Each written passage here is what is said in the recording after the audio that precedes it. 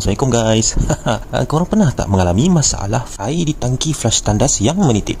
So hari ni aku nak share dengan korang dua perkara yang utamanya yang mungkin boleh menyebabkan perkara ini berlaku. Langkah yang pertama, aku akan cek tahap keseimbangan tangki tandas ini dahulu. Aku akan gunakan penimbang air ini untuk mengetahui adakah tangki tandas ini berada dalam keadaan tegak ataupun sengit. Tangki tandas aku ini dalam keadaan yang tidak sengit. So, kita kena cari satu lagi kaedah kenapa perkara ini berlaku. Sekiranya korang punya tangki sengit, selepas kita timbang sengit, kita tengok ni, skru yang pengikat tangki ini pada dinding. Kemungkinan skru ini sudah longgar ataupun tercabut.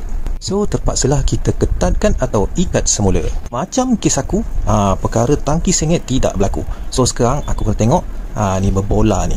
Injap berbola yang terapung ni berkemungkinan di sini terdapat masalah. Dalam ni ada injap tau, getah injap yang mana bila dah lama ia mula mengecut ataupun berlaku kerosakan. Dengan menggunakan pelayar, aku ketatkan bahagian injap ini. Untuk mengetatkan, kita perlu memusing mengikut arah jam. Alamak, jatuh pula. Jika kita rasakan ia agak ketat ketika kita memusingkan skru adjust ni, itu tandanya kita kena melonggarkan nut pengunci ini.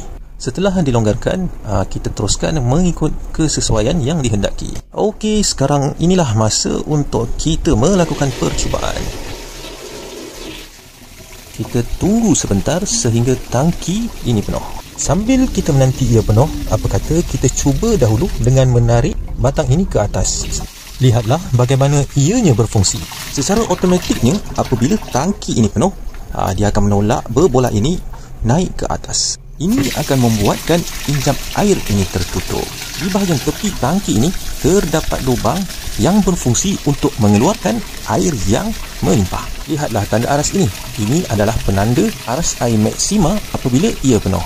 Alhamdulillah dah penuh. So sekarang ni inilah masa untuk kita cek sama ada berlaku leaking ataupun tidak. Dan kalau korang lihat, tu nampak air masih lagi menitik walaupun perlahan. Tandanya kita perlu adjust lagi supaya ianya berhenti.